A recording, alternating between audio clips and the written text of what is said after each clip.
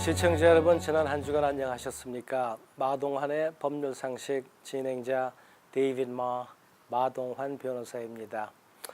오늘도 지난주에 이어서 이제 그 이민법에 대한 이야기를 계속 진행해 보도록 하겠습니다. 이민법이라고 하지만은 사실 지난 방송은 우리가 이민 삶, 이민 생활 이런 타이틀이 더 어울렸을 정도로 저희가 매크로 한 그런 관점에서 이야기를 많이 드렸었던 것 같습니다. 자, 지난주 이제 시민권 신청에 이어서 이번 주에는 영주권 이야기를 해보도록 하겠습니다.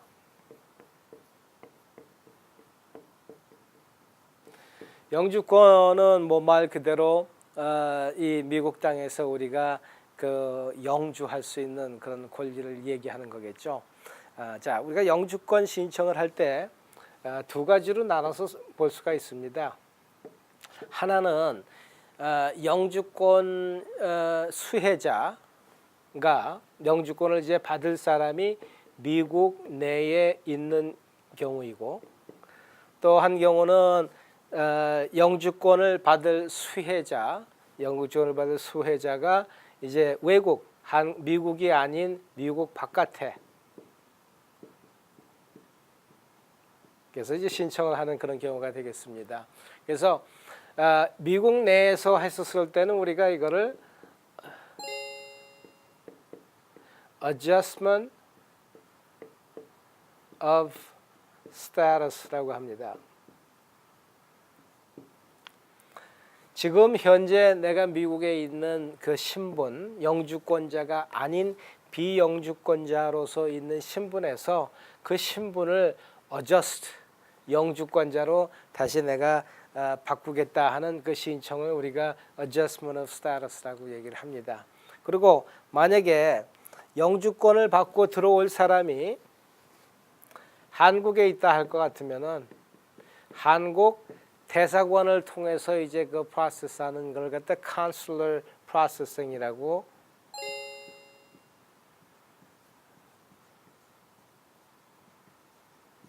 얘기를 합니다. 네. 그리고 몇 가지 용어 정리를 해드리면은 petitioner, 그리고 beneficiary라는, petitioner라는 거는 영주권을 신청하는 사람인데, 영주권을 신청하는 사람은 외국인이 아니라 영주권을 받는 사람, beneficiary가 이제 외국인이 되는 겁니다. 자, 영주권을 우리가 이제 두 가지로 나눠 본 거는, 하나는 영주권을 받을 사람이 미국 내에 있는 경우, 또 한 경우는 영주권을 받을 사람이 미국이 아닌 제3국가에 있는 경우, 이렇게 둘로 나눠서 미국 내에 있었을 때는 그러한 그 전체적인 프로세스를 우리가 Adjustment of Status라고 그러고, 그리고 영주권을 받고 해외에서 이제 미국으로 들어올 그런 사람들 같은 경우에 Consular Processing이라는 말씀을 여러분한테 이제 드렸고, 자, 그러면은 영주권은 어떤 상황에서 누가 신청을 하며 누가 받느냐 하는 그런 이야기가 이제 되겠습니다. 그것도 역시 우리가 둘로 나눠볼 수가 있습니다. 첫 번째 경우는 가족관계입니다. 그리고 두 번째는 일을, work, 통해서입니다. 가족관계일 경우에 영주권을 신청하는 신청자, petitioner는 미국 시민권자입니다. 그래서 미국 시민권자가 배우자를 초청하고, 또 21세 미만 자녀를 초청을 하고, 부모를 초청하고, 그래서 가족관계가 이제 그 중에 하나고, 또 다른 하나는 일관계입니다. 일관계에서는 사람을 고용하는 employer가 있고, 그리고 고용하려고 그러는 employee가 바로 이 beneficiary가 되겠고, 고용을 하고자 하는 임플로이어가 이제 그 petitioner가 되게 되겠죠. 그래서 영주권 프로세싱은 우리가 큰 그림에서 가족관계 그리고 employment base라고 그러죠. 그래서 이거를요 employment base에서 EB라는 말을 갖다 붙여서 이렇게 씁니다. 가족관계 우리 초청부터 하나씩 좀 보도록 하겠습니다. 말씀드렸던 것처럼 시민권자의 배우자나 또 시민권자의 21세 미만 자녀 또 시민권자의 부모 같은 경우에는 immediate relative 직속 가족관계라고 그렇게 칭합니다. 그래서 이런 경우에는 모든 프로세싱이 끝나게 되면은 당연히 이제 영주권을 이제 받게 되는 것이죠. 하지만은 그 외에 다른 카테고리가 이제 많습니다. 이제 우리가 first preference, second preference, family petition, 또 그리고 우리가 third preference, fourth preference 이렇게 이제 나눌 수가 있겠죠. 자, first preference는 뭐냐면 시민권자의 21세 이상 자녀, 미혼을 초청할 경우에 우리가 이제 가족관계 first preference다라고 그렇게 얘기를 합니다. 그리고 second preference 같은 경우에는 신청자가 영주권자입니다. petitioner가 영주권자이고 beneficiary는 영주권자의 배우자나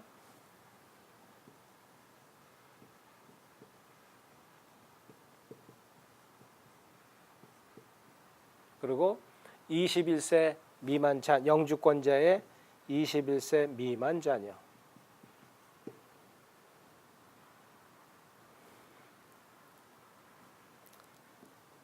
F3 같은 third preference 같은 경우에는 시민권자의 21세 이상 자녀.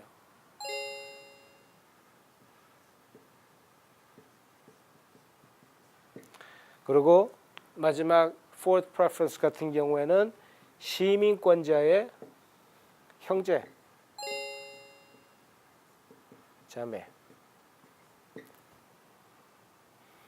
이게 가족관계로 미국에 올 수 있는 영주권 받는 이제 문호입니다.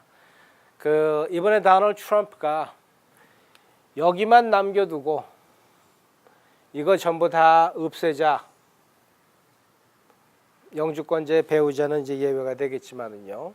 그래서 이런 거는 이제 다 없어지게 되는 이 앞으로 이민 트럼프 행정부 하에서 이민 개혁이 이루어진다 했었을 때 일어날 수 있는 실질적인 일들입니다. 하여튼 이 영주권을 가족 관계로 우리가 이제 그 받을 수 있는 거는 이렇듯이 그 프레퍼런스들이 있고 그리고 이 프라이어리 데이트이 언제냐 하는 거는 여러분 제가 말씀드렸던 그 웹사이트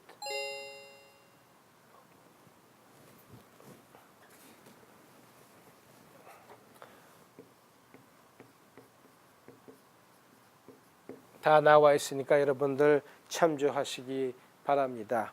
그래서 이 가족관계 물론 지금 시민권자의 형제 같은 경우에는 10년 훨씬 넘게 기다려야 되고 오랜 시간들이 있지만은 법이 바뀐다 하더라도 그 법이 retroactive 하지는 못합니다. 그렇기 때문에 이미 접수돼서 프로세싱 되는 거는 계속 프로세스 될 거이기 때문에 지금 저는 아직도 우리 한국에서 미국으로 오는 그 이민의 물결이 뭐 70년대, 80년대처럼 그렇게 뭐 많지는 않다 하더라도 지금 그 제가 지난번에도 말씀드렸지만 한국의 청년 실업이라는 그 큰 현실적인 사회 문제를 앞에 두고 많은 그 우리 유수한 한국의 그 청년들이 영어에 좀 매진을 해서 이제 그 언어에 대한 불편이 조금이라도 해소된다 그럴 것 같으면은 얼마든지 미국 아니면 또 그 전 세계로 나가서 활동해야 된다라고 그렇게 생각을 합니다. 그래서 여러분들이 시민권자이고 또 그리고 이러한 초청할 수 있는 대상자가 있다 할 것 같으면은 이 문이 닫히기 이전에 서둘러서 이러한 그 뭐 형제 초청, 기혼 자녀 초청 뭐 이런 것들을 전부 다 하셨으면 하는 그런 바람을 갖고 있습니다. 지금 배우자 21세 미만 자녀 부모가 그 이미디엇 직속 가족 관계라고 얘기했는데 제가 또 역시 말씀드렸듯이 트럼프는 한 발 더 나아가 부모조차도 여기 그 직속 가족 관계에서 빼려고 하는 그러한 생각을 가지고 있다는 것도 여러분들이 아마 참고해 두시면 좋지 않나 생각합니다.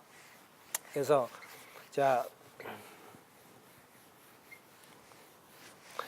이 영주권자의 그렇게 가족 관계로 이제 그 영주권을 받을 수 있는 이야기를 여러분한테 잠깐 말씀을 드렸고요. 그리고 여러분들 혹시 각 개개인의 그 사정으로 어떠한 문제점이 있다든가 궁금한 점이 있다 하시는 거는 이 방송에서 나가는 이메일이나 전화로 여러분들 문의해 주시면은 성심성의껏 여러분들 개인적인 질문에 답을 드리도록 하겠습니다. 자, 영주권을 받는 이제 우리가 이제 그 가족 관계로 인한 일이 있다고 그랬고 또 하나는 employment base라고 말씀을 드렸습니다. 이 employment base에 대해서 잠깐 여러분하고 말씀 나눠보도록 하겠습니다. 영주권 이 일을 하는 노동을 하는 아니면 나의 일로 어떠한 이 사회에 이 공헌하는 그런 일로 영주권을 받을 수 있는 길이 우리가 EB1, EB2, EB3, EB4, EB5 이렇게 나와 있습니다. 우선 EB1이라 할 것 같으면은 Extraordinary Ability Professor, Multinational Executive 이런 사람들을 얘기를 합니다. 그러니까 뭐 노벨 수상자 아니면 그 오스카상 winner 아니면은 그 우리 아키아 회장 스웨덴 컴퍼니에 그리고 유명한 지금은 얼마 전에 죽은 우리 스티븐 하킹 같은 그 프로페서 유명한 사람 그런 아주 진짜 이 지구상 인류 중에 크렘 델라 크렘 진짜 그 진짜 소수 중에 극소수인 그런 사람들이야 당연히 어느 나라들 환영하지 않겠습니까? 그래서 2차 대전 이후에 1945년 2차 대전이 끝나고 나서 공산국가와 동굴아파 그리고 독일 이런 데에서 많은 유명한 과학자들이 대거 미국으로 와서 그들이 영주권을 받을 수 있었던 것은 그들의 이러한 extraordinary ability 아주 그 특별하고 특수한 그들의 능력과 이제 그들의 그 탤런트 때문에 있었던 거죠. 그래서 EB1 캐터고리는 해당되시는 분들이 아주 극소수리라 그렇게 생각을 합니다. 그리고 이 EB1 캐터고리에 해당하시는 분이 혹여라도 저한테 연락을 주신다고 그럴 것 같으면 크나큰 영광이 되겠습니다. 자, EB2 그거보다 조금 아래 단계겠죠. EB2 같은 경우에는 Advanced Degree 박사학위라든가 최소한 석사 그리고 이제 그 Exceptional Ability 그리고 나라에서 정부로 꼭 이 사람을 필요하는 사람이다라고 할 것 같으면은 EB2 캐터고리에 영주권 신청을 하실 수가 있습니다. 물론 다 employment base는 이분들이 와가지고 일을 해야 될 기관이 있을 거 아니에요. 거기 정부기관이 됐든 사립회사가 됐든 어쨌든 간에 결국 그 기관이나 회사들이 petitioner 신청자가 되고 이 EB1, 2, 3, 4, 5는 영주권 applicant가 이제 되겠습니다. 그래서 이 여기는 extraordinary라는 말을 쓰고 그리고 여기에는 저기 그 exceptional이라는 말을 씁니다.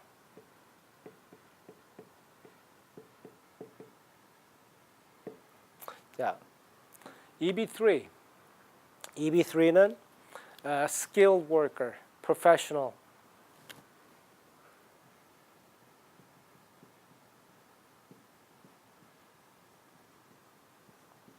전문인.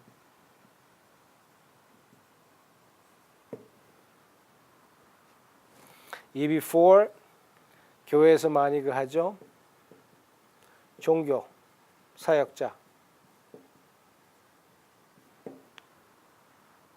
또 물론 방송인 broadcaster.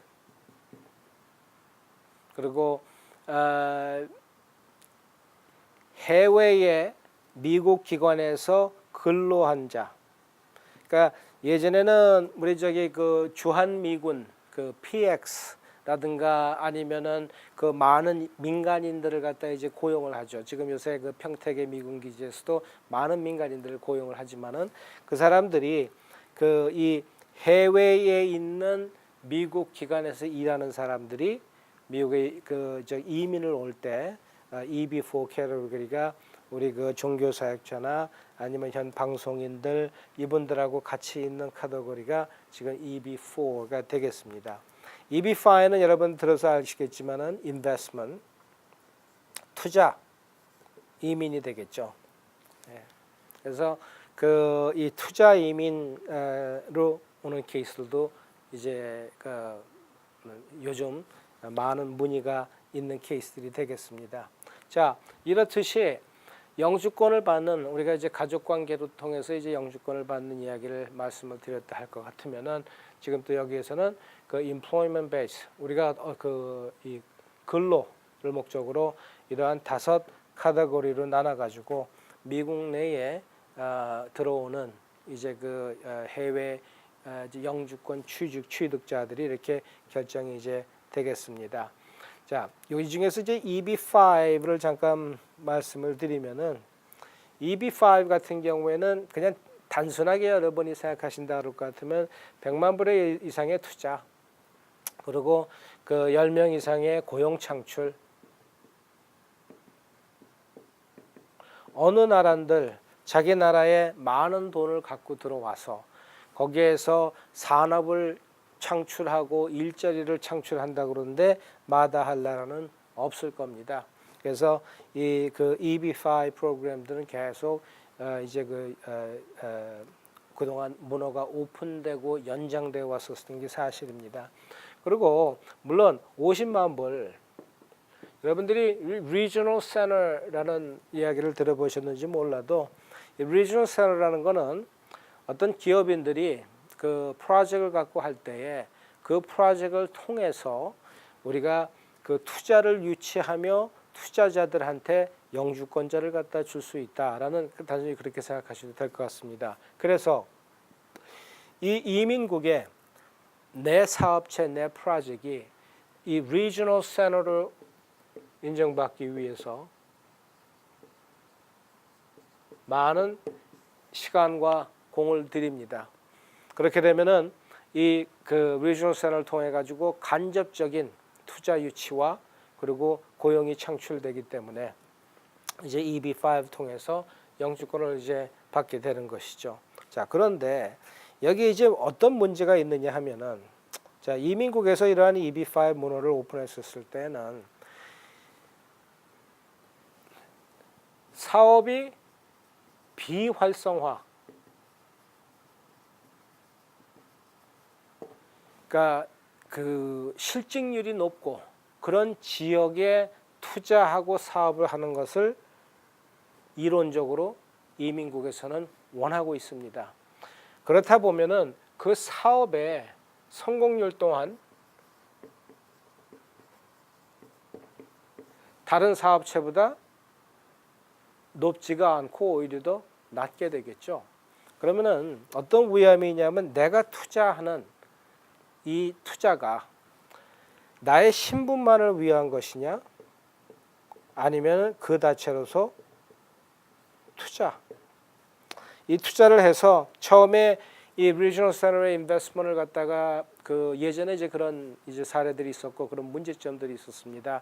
얼마의 그 높은 고액의 리턴을 이제 약속을 했는데 실제 뚜껑을 열어 봤었을 때에 사업이 그만한 이익을 창출해내지 못하기 때문에 약속했던 투자에 대한 리턴은 없고 더 나아가서 우리가 항상 그 EB5든 이렇게 해서 영주권을 받을 때는 그 2년 동안 컨디셔널 영주권입니다. 그 얘기는 뭐냐면 2년 동안 내가 원래 들어온 목적대로 제대로 잘 그대로 지내고 있느냐 하는 거를 2년 후에 확인하고 이민국에서는 그 컨디션을 갖다가 remove 해 줍니다.